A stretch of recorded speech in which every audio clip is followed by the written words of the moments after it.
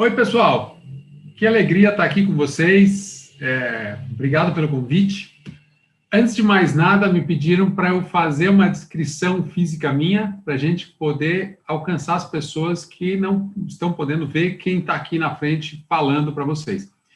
Eu sou uma pessoa alta, tenho 1,88 m, bem alto para o padrão brasileiro.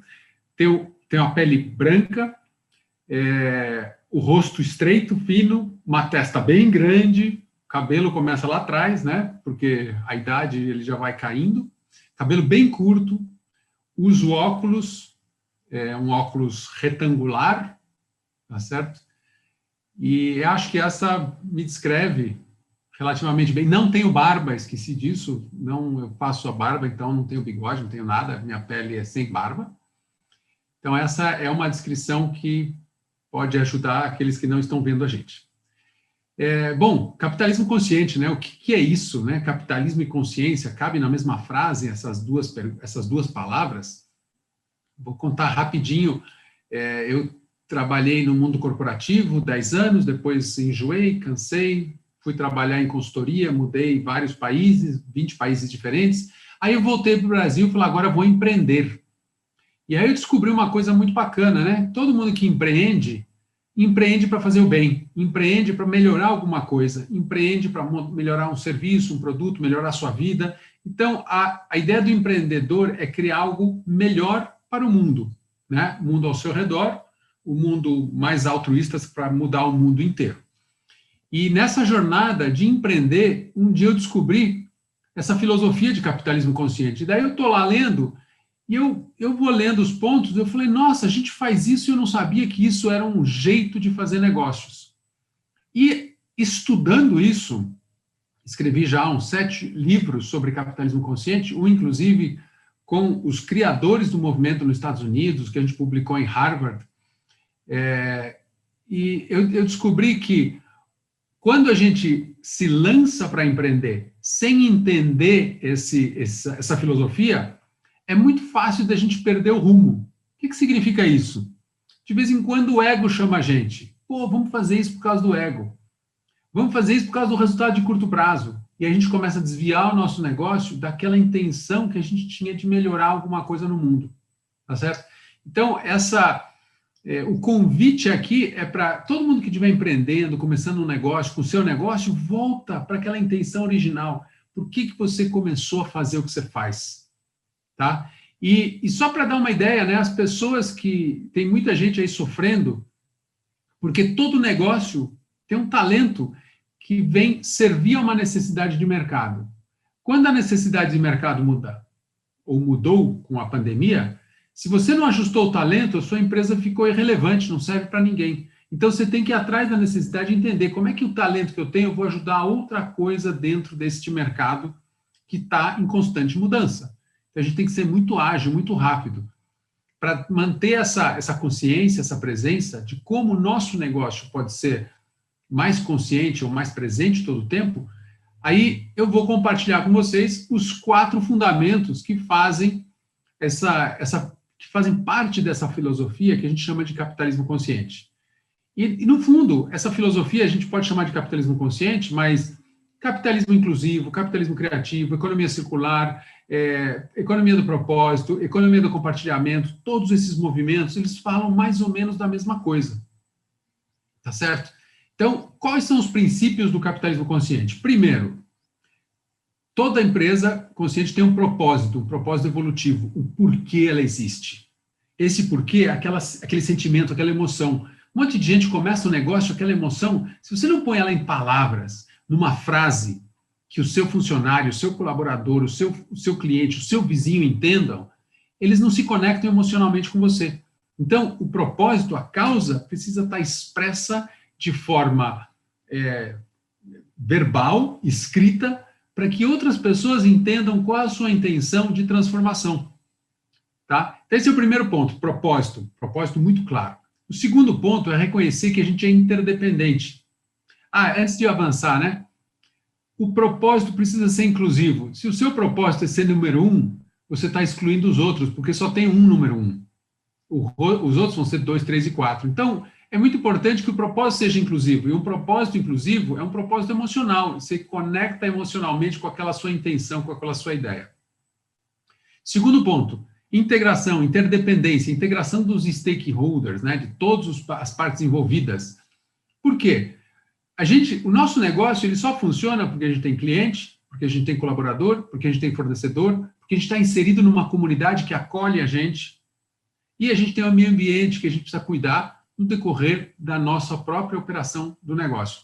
Se algum desses ficar para trás, ou perder, ou sair perdendo nesse jogo, o que acontece? Acontece que a gente vai enfraquecer o nosso próprio negócio. Aquele vai ser o ponto de quebra da nossa oportunidade de crescer e impactar o mundo positivamente. Então, é muito importante a gente ter noção de quais são os stakeholders, quais são as partes afetadas pelo nosso negócio e nos relacionarmos de uma forma estruturada. Que tipo de conversa que eu tenho, qual a frequência da conversa que eu tenho, e como eu converso, e principalmente como eu escuto o outro. Um cliente que reclama é consultoria grátis. Não é um cara chato, é consultoria grátis. Ele está falando, ele acredita em você, ele está voltando para falar para você, não está funcionando. E a gente acha que o cliente é chato. O cliente está dando consultoria de graça, ele acredita em você. Aquele que não reclama, ele vai embora, você já perdeu. Então, pensa nisso. Integração, reconhecer a interdependência. O próximo elemento é a gente olhar para a cultura. O que é cultura? Cultura são aqueles valores que a gente fala da empresa, da organização, e esses valores têm que fortalecer a nossa causa. Não adianta ter uma causa aqui, um valor do outro lado, que um não se junta, não relaciona com o outro. Cultura é aquele comportamento coletivo de todo mundo a favor de uma causa. Carnaval. Quanta gente trabalha de graça, voluntaria para montar, ajudar, produzir o carnaval. Então, isso é uma cultura, é a cultura do carnaval, a cultura dessa celebração, desse ritual. Então, quando a gente fala de cultura consciente, cultura responsável, é você ter um movimento coletivo a favor dessa sua causa. Isso te dá uma força.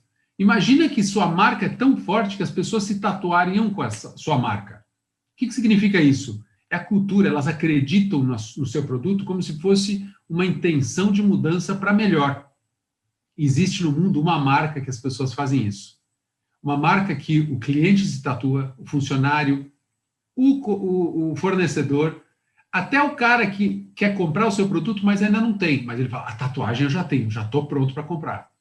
Depois a gente fala, se alguém descobrir, manda aí pelo chat, pela pergunta, para ver se é essa empresa mesmo. O terceiro ponto, de novo, a gente falou de cultura, a gente falou de integração de stakeholders, desses outros dois elementos de interdependência, são ideias inclusivas. A gente não deixa ninguém de fora. Quando a gente fala do ecossistema, a gente tem que incluir todo mundo. Quando a gente fala de cultura, se a cultura exclui alguém, você não vai ter uma cultura, você não vai ter um movimento. O movimento tem que tocar o coração de todo mundo, tem que alcançar todo mundo. E o último elemento, o quarto princípio, o fundamento, é a liderança servidora. É o líder que serve à causa, não serve ao interesse próprio. Então, esse líder, o que é mais bonito que a gente está percebendo, não é aquele líder de comando e controle, que você tem que comandar, controlar. Esse é o gestor, que acha que aquilo é direito dele. O líder é aquele cara que inspira, atraindo o talento e educa para manter o talento próximo. Senão as pessoas vão embora. Porque hoje tem mais opções. Então, se você não inspira e não desenvolve as pessoas ao seu redor, elas vão embora procurar outro lugar. Outra coisa bacana do líder servidor é que ele equilibra valores masculinos e femininos. Ele não é aquele líder... Imagina as mulheres no século passado, quando elas subiam ao poder, Margaret Thatcher, que foi a primeira-ministra da Inglaterra, ela era conhecida como a dama de ferro. Que material mais ruim para se associar com uma mulher, uma dama de ferro, né? Por quê? Ela era masculinizada para conseguir o espaço nesse ambiente tão masculino. Você olha, Israel teve uma primeira-ministra. Essa primeira-ministra era conhecida como o único homem do gabinete. Ela tinha que ser tão masculina, tão dura, tão brava, que ela era conhecida como a mais brava de todas, a mais masculina de todas. Então, esse mundo acabou. Quando você olha a liderança hoje das empresas mais importantes, mais fortes, né, você percebe que o ego é menor. Olha o Google. Os fundadores do Google, eles contrataram um presidente para liderar a empresa, porque fala, eu não sou bom para isso. O meu ego quer que eu seja presidente, mas o meu entendimento quer que eu seja o meu talento no seu máximo potencial. E ser presidente da empresa não é o meu talento no máximo potencial. Então, a humildade, né, esse equilíbrio de valores de competir e colaborar, de ser eficiente, ser participativo, gerar valor e gerar resultado financeiro, é o equilíbrio desses dois lados que faz com que o líder seja um líder mais inclusivo também, um líder mais humano. Todos esses 4 elementos, propósito evolutivo, interdependência, cultura responsável e liderança de servir, são os elementos, os fundamentos que compõem essa filosofia de negócio. E o que o Matheus falou logo no começo, o que a gente tem feito nos nossos estudos, no longo prazo, essas empresas que cuidam das pessoas, cuidam do seu ecossistema, geram um resultado de até 7 vezes maior do que a média. Já pensou você ganhar 7 vezes mais do que a média de mercado? O impacto que isso teria não só na sua empresa, no seu negócio, no seu ecossistema, no seu fornecedor, no seu cliente, no seu colaborador. Enorme, é tremendo, é maravilhoso. Então, a gente não precisa vender alma para o diabo para fazer a coisa certa e se dar bem. A gente precisa deixar o coração fazer parte deste negócio, da forma que a gente opera. Tá certo?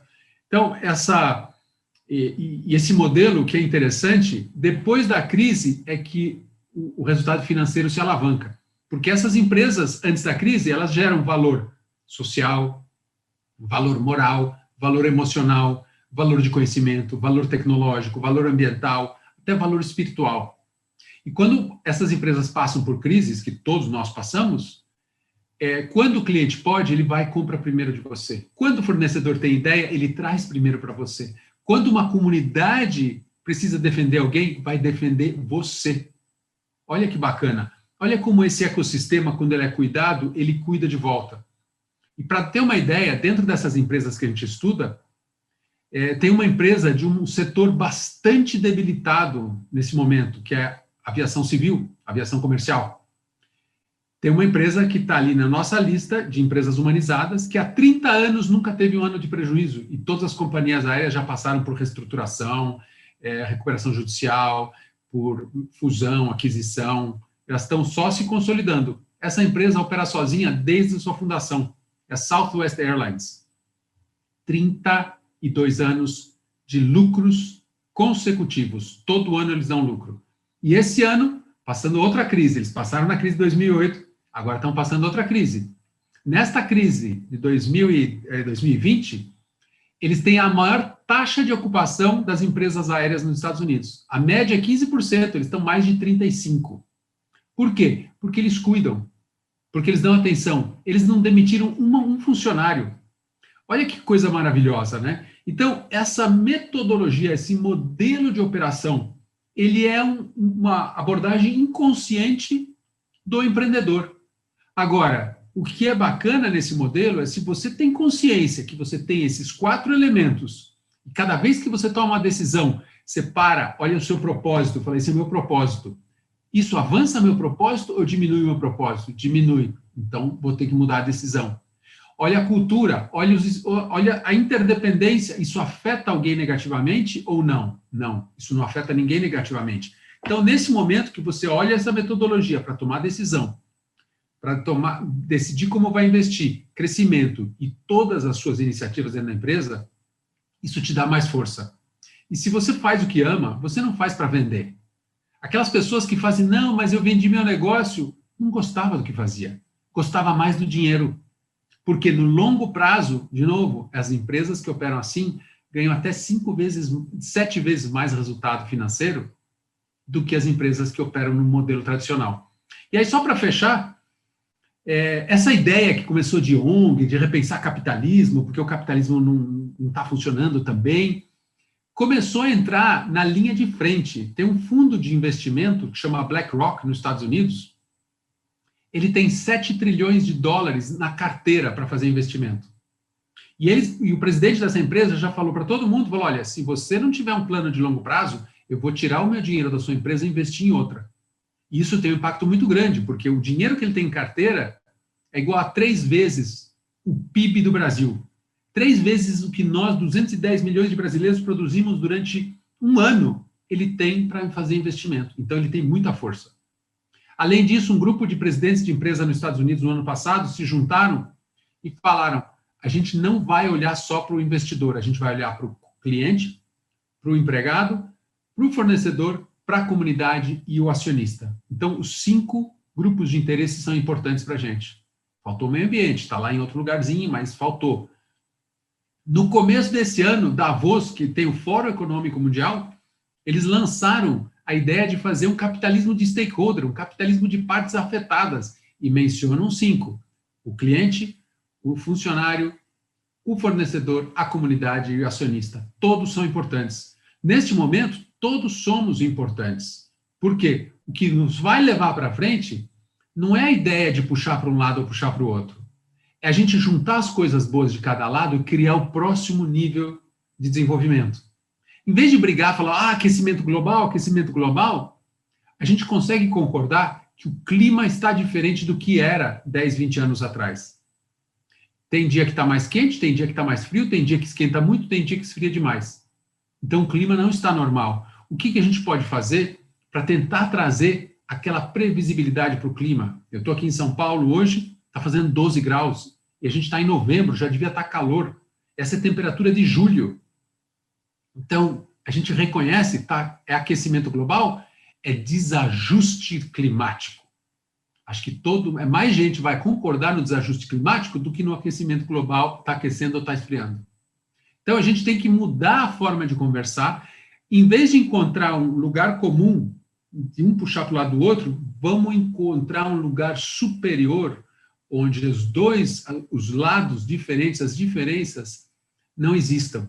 Porque todo mundo quer criar um mundo melhor. Ou, se o seu time ganhou ontem, você acha que ele pode perder o próximo jogo? Não, a gente quer que o nosso time ganhe todo jogo. Então, para isso, a gente precisa começar a trabalhar mais junto, trabalhar de forma mais consciente, mais presente, servindo a uma causa e não simplesmente vendendo mais. Já não existe mais espaço para simplesmente vender mais.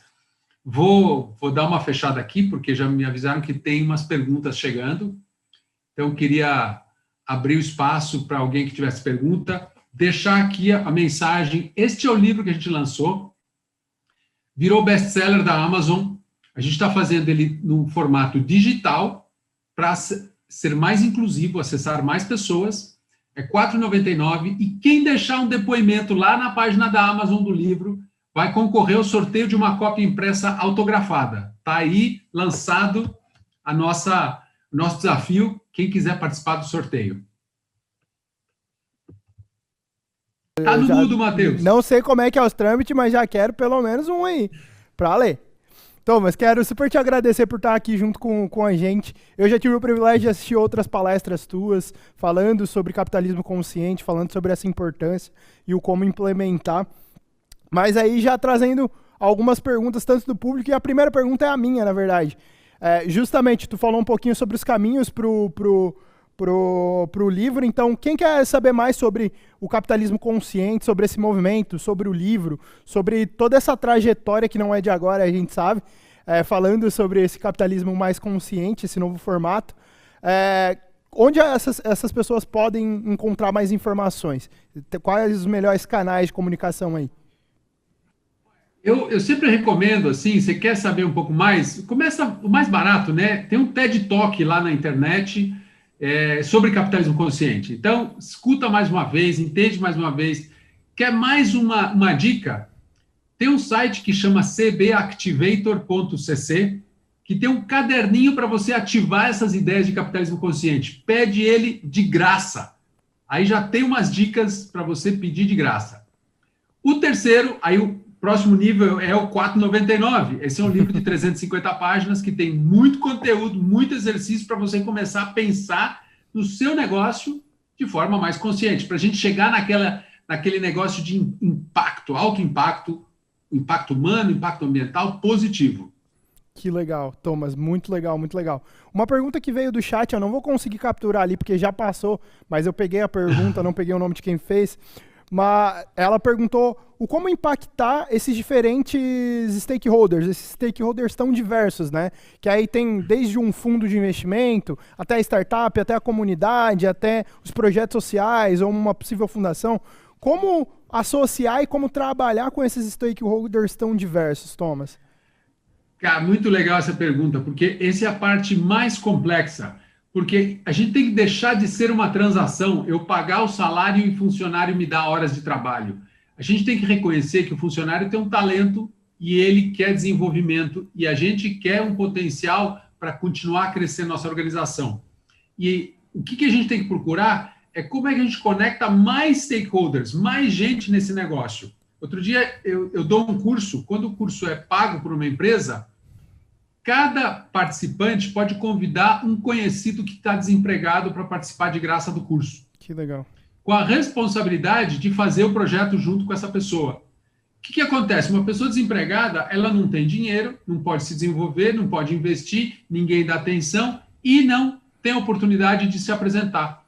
Quando você convida uma pessoa desempregada para fazer esse curso, em parceria com quem está pagando, e fazer um projeto junto, duas pessoas se conhecem, é um talento novo que se apresenta, ela aprende uma capacitação nova e se inspira para, talvez, empreender, para procurar alguma outra forma de trabalho. Então, a gente começa a criar ganha, ganha, ganha. Tem um terceiro aí. A gente tem que criar 3, 4 ganhas. Não pode ser só de 2. A gente não pode fazer negócios binários. A gente tem que ter 3, 4, 5 pessoas envolvidas para dar mais força para esses relacionamentos. Tá certo? Porque quando o cara que está pagando desiste, o cara que está de graça desempregado não pode participar. Então, o cara que está pagando tem uma responsabilidade adicional. Gerar valor para então, né? Exatamente. Então, a gente, principalmente, o que a gente tem que fazer? Escutar. Como é que a gente escuta e entende que o outro quer para a gente ter outras moedas de troca além do dinheiro e do produto só, ou das horas de trabalho? Que legal, que legal. Eu vou tentar juntar 2 perguntinhas aqui, que a gente já está chegando no tempo final, mas tem uma pergunta que pergunta se o capitalismo consciente tem planos, tem alguma certificação, tipo as empresas B, e também pediram para você comentar sobre o movimento recente chamado Imperative 21. Legal.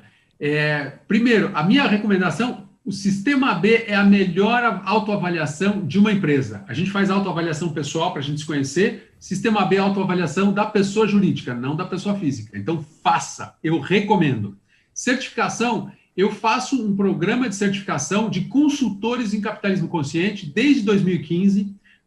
Somos mais de 780 consultores em 13 países.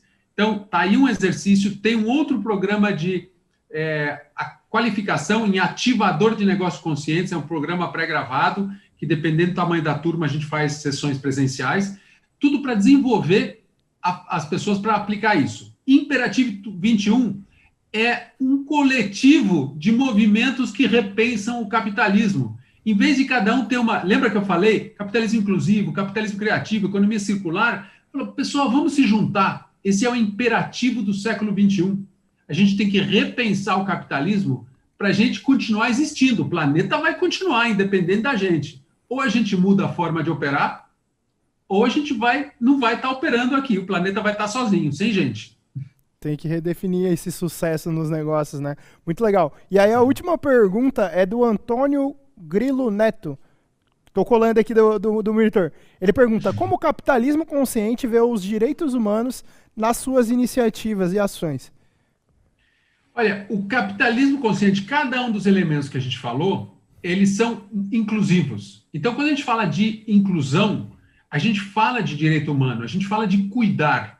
Se você tem um propósito para resolver um problema, se a sua organização está resolvendo um problema, ela está do lado inclusivo, do lado dos direitos humanos, do lado de desenvolver de forma humanizada uma solução para um problema. Se você não está resolvendo um problema, você deve estar do outro lado. Então, a gente tem que ficar muito atento e deixar só uma última mensagem, que uma compra é um voto, é um ato político. A hora que você compra uma coisa, uma caneta, um lápis, você está fazendo um ato político. Você está dizendo para aquela empresa, eu quero que você continue existindo.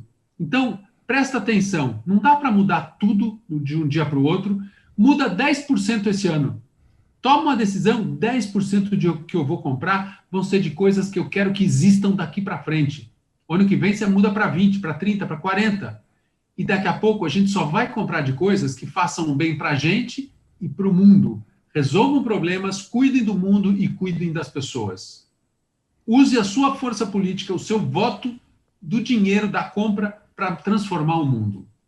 Que incrível, Thomas, que incrível. Cada compra é um voto, é um ato político. Muito obrigado pela tua participação, por estar aqui, por fazer o que você faz e liderar esse movimento. Gratidão por você estar aqui junto com a gente, viu? Tchau, tchau, Thomas. Muito obrigado. Obrigado a todos. Tchau.